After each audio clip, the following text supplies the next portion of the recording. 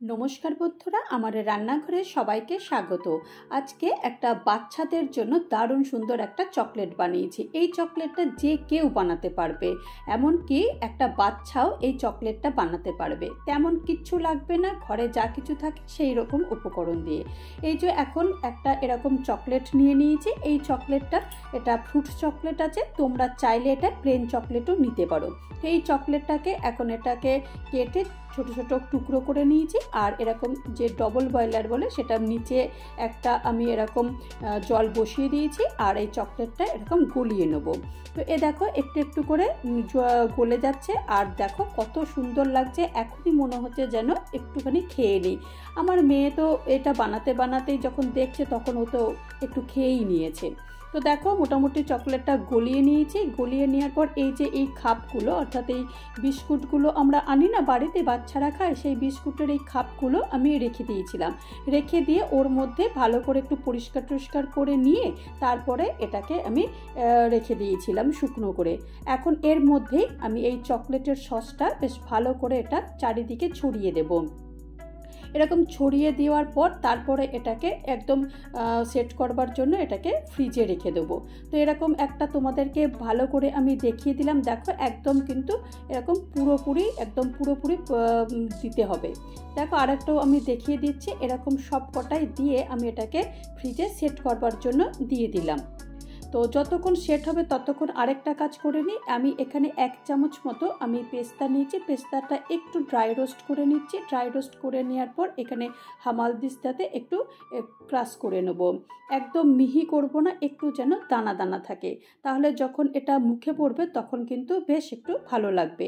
তো ঠিক এই রকম আমি করেছি, একদম কিন্তু মিহি করিনি। দেখো একদম একটুখানি দানা দানা থাকবে, বেশ ভালো লাগবে। আর ওটা এখন রেখে দিলাম। এখন গ্যাসে কড়াই বসিয়ে দিয়ে 1 চামচ আমি বাটার নিয়েছি। বাটারটা আমার আনসল্টেড বাটার। আর 1 চামচ একটু বেশি আমি সিমুই নিয়েছি। সিমুই নিয়ে এটাকে একটু হালকা ভেজে নিচ্ছি। একদম বেশি ভাজলে চলবে না, তাহলে খুবই কড়মড়ে হয়ে যাবে। তো ভাজা হয়ে গেছে। আর এখন এই সিমুইয়ের মধ্যে আর পেস্তার সঙ্গে এটা ভালো করে এটাকে মেখে নিচ্ছি। তোমরা চাইলে এখানে চকলেট সসও দিতে পারো। তো আমি চকলেট সস দিইনি। এখন এটাকে এরকমভাবে মেখে রেখে দিলাম। আর ততক্ষণ দেখো এটা পুরো সেট হয়ে গেছে। এখন এই সেটের মধ্যেই যে আমি স্টাফিংটা তৈরি করেছিলাম সেই স্টাফিংটা পুরো ভরে দিয়ে দেবো। তো এটা বেশি দিলেও খুব একটা খারাপ লাগে না, খাওয়ার সময় বেশ ভালোই লাগে। তো এরকমভাবে দেখো এরকমভাবে পুরোটাই ভরে দিয়েছি। আর এরকম 3টে আমি করেছি, 3টেতেই পুরো ভরে দিয়েছি। ভরে দেওয়ার পর তারপরে যে বাকি চকলেট সসটা ছিল সেই চকলেট সসটা পুরোটাই একদম ভর্তি করে দিয়ে দিয়েছি। ঠিক এইরকমভাবে যে দেখো আমি যেমন দিয়েছি তোমাদের একটু ভালো করে কাছ থেকে দেখাই। তো এরকমভাবে পুরোটাই যে আমি 3টে তৈরি করেছিলাম চকলেট, সেই 3টে চকলেটই পুরো দিয়ে দিয়েছি। এখন এটাকে আবারও আমি ফ্রিজে সেট করবার জন্য রেখে দিয়েছি।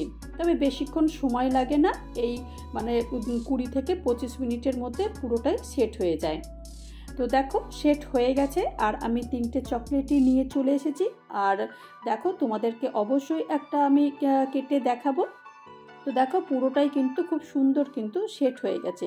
তো চলো একটা ভেঙেও দেখাই যে চকলেটটা কেমন হয়েছে। কত তাড়াতাড়ি চকলেটটা হয়ে গেছে। আর এই চকলেটটা বাচ্চারা পেলে তো ভীষণ খুশি হবে। আমি যখন বানিয়েছি আমার বাড়িতে আমার বাচ্চা এবং আমার পাড়ার বা আমার ফ্ল্যাটের যারা থাকে তাদেরকেও খাইয়েছিলাম, তারাও কিন্তু ভীষণ ভালো বলেছে। তো তৈরি হয়ে গেল আমার এই দারুণ সুন্দর একটা চকলেট। এই চকলেটের রেসিপিটা যদি তোমাদের কারোর ভালো লাগে তাহলে অবশ্যই একটা লাইক করো, পারলে আমার চ্যানেলটা সাবস্ক্রাইব করে আমার পাশে থেকো। ভালো থেকো, নমস্কার।